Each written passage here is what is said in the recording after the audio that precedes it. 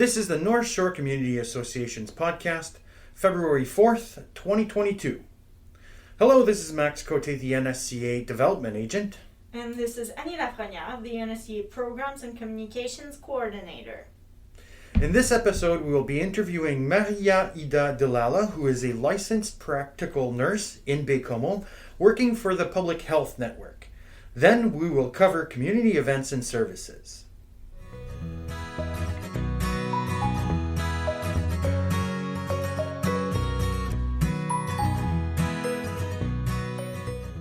This is another interview of a community member on the NSCA podcast.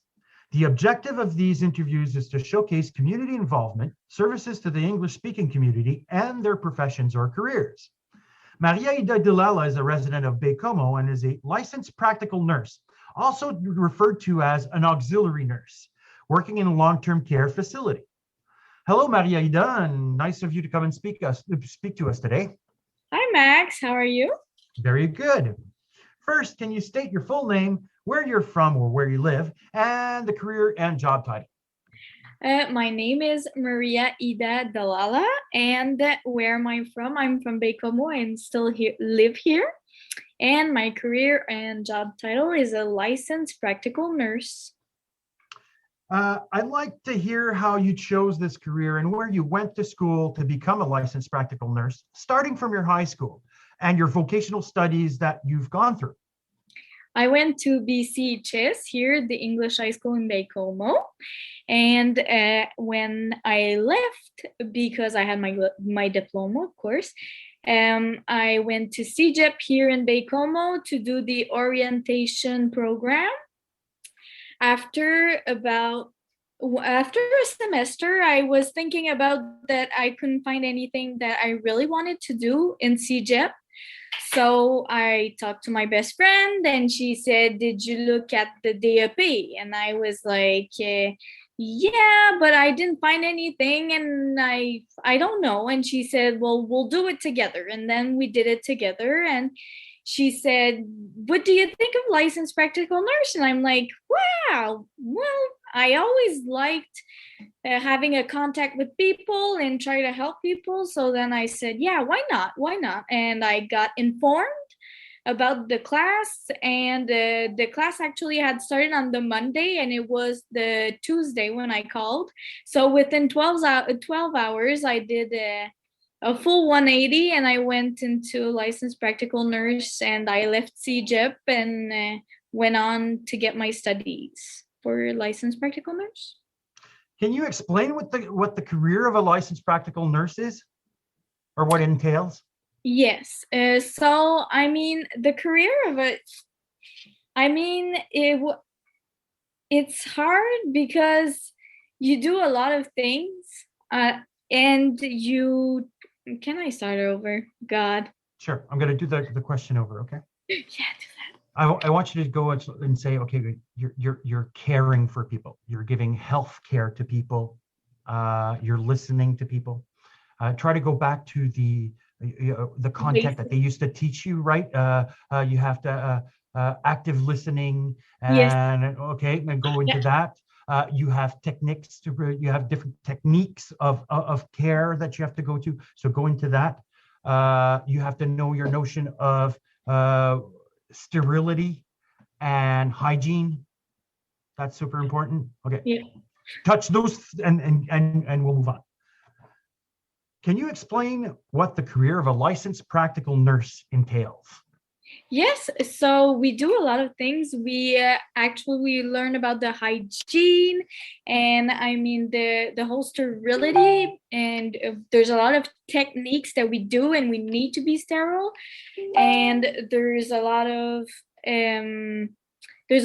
caring for the people. There's a lot of patient interactions that is so, I mean, it's so, I mean, I don't even have the words, because when you care for them and they know that you care for them, so they talk to you, they thank you, it's just, I mean, and I miss it because I'm in a maternity leave right now because I just had a baby, and this touch with the patients, and oh my God, it's just like, yeah. So that's pretty much what we do. What type of clientele do you work with? And are there multiple fields a licensed practical nurse can work in? Yes, so I work in a long-term facility and I love it. I really do. But oh my God, a licensed practical nurse can work in a lot of fields. I mean, all the general fields, the psych ward, the surgery, the medicine, there's all these general wards that we can work in. There's the clinics with the doctors. There's really a lot of, I mean, we can do almost anything. There's not that we there's it depends on which hospital you work, but I mean they all have their what they expect of us.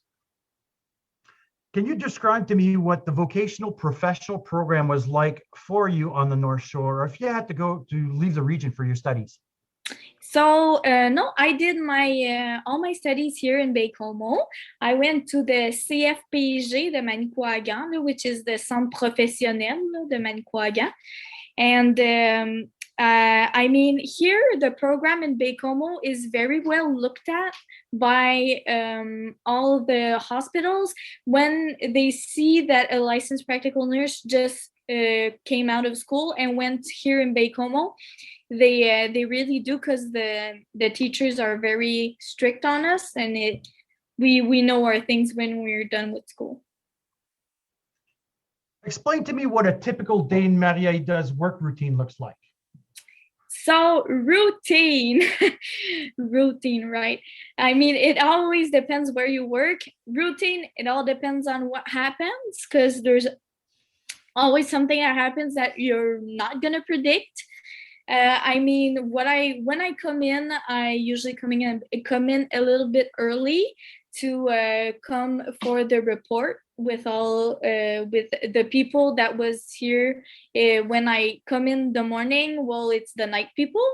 So then I look at the reports of all the days. It all depends. It depends also where you work. But for me, in a long-term facility care, I look at the special, and then when I'm done with that, I go and talk to my staff. If I have everybody, how it's going this morning, how it went for the night.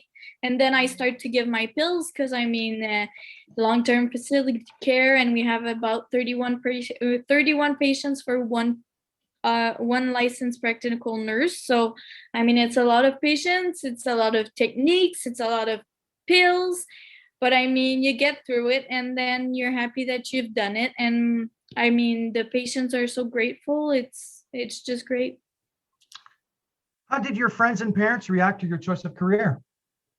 I mean, I got a lot of support when I actually decided. And my parents, they knew that I was going to do well, and I did very good.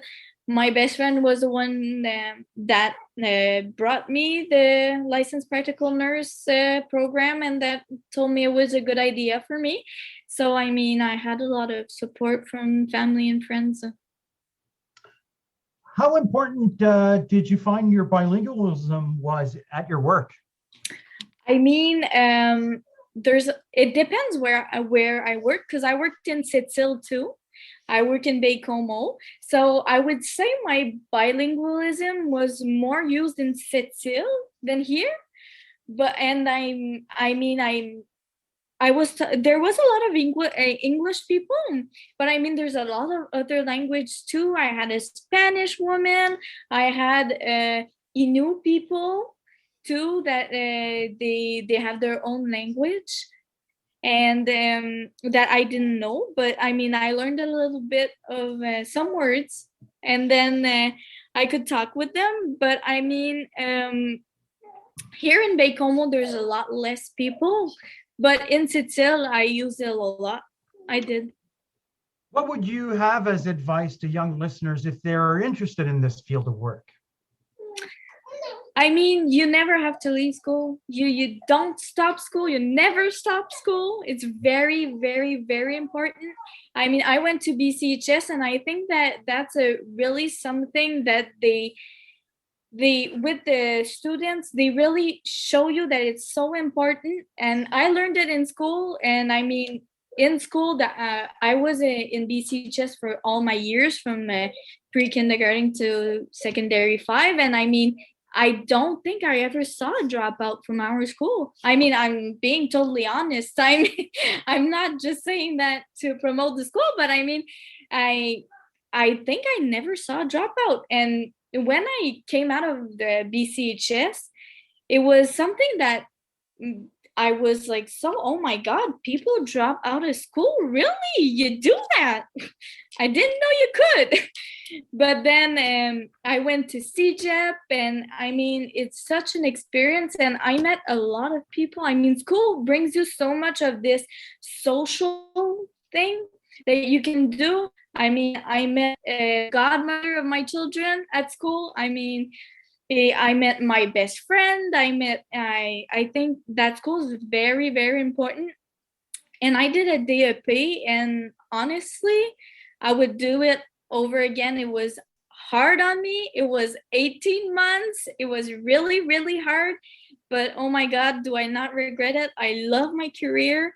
I love my patients. And I mean, I want to go back after my maternity leave.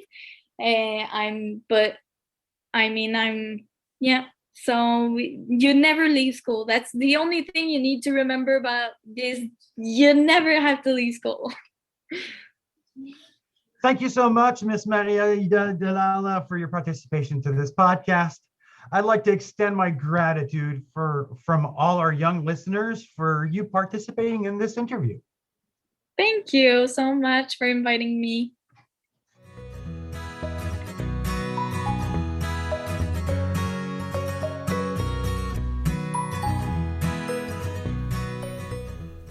The School Perseverance Week is upon us soon, called Hooked on School Days. Activities will be held from February 14th to 18th across the North Shore. This year, the theme, You Make It Meaningful, aims to pay tribute to parents, teachers, educators, employers, and community workers for their caring support of young people. One activity to be held will be a meeting with Laurent Duvernay-Tardif, NFL Super Bowl winner and general medical physician. Laurent invites students aged 11 to 17 to participate in one of 2 virtual meetings held on February 16th. With special guests, Laurent will address topics of motivation, self-esteem, and commitment. Teachers can give their students an inspiring experience by reserving their spot on the Côte-Nord website. Are you an English-speaking young adult between 18 and 29 living in Quebec? We want to hear from you. Take our Youth Pulse Check survey and help us to better understand the challenges youth are facing and whether you are getting the help that you need. All submissions are anonymous and will improve access to mental health services in Quebec. For every submission, CISSS will donate $1 to the Kids Help Phone, up to $500. In addition, the NSCA will donate $2 to the Centre de Prévention du Suicide Côte-Nord for every North Shore respondent to the survey. Go to the NSCA Facebook page for the link to the survey. In collaboration with Learn Quebec, Quebec Federation of Home and Schools, and COMEC is offering a workshop to showcase Black History Month. Black contributions to the history of Quebec, hosted by Honorable Marlene Jennings, will lead us through an exploration of Black contributions of Quebec history for over the past 5 centuries. The workshop will take place February 10th at 7 p.m. Please register in advance at www.learnquebec.ca or visit the NSCA Facebook page for the event poster and link. Défi Château de Neige is leading a fun outdoor activity for all regions and all ages in Quebec, a snow fort challenge. Get out and join the winter fun by building a snow fort. No one is too young or too old to participate. Build your fort and take a picture and submit it on the website www.défichâteaudeneige.ca. There will be random prize draws awarded to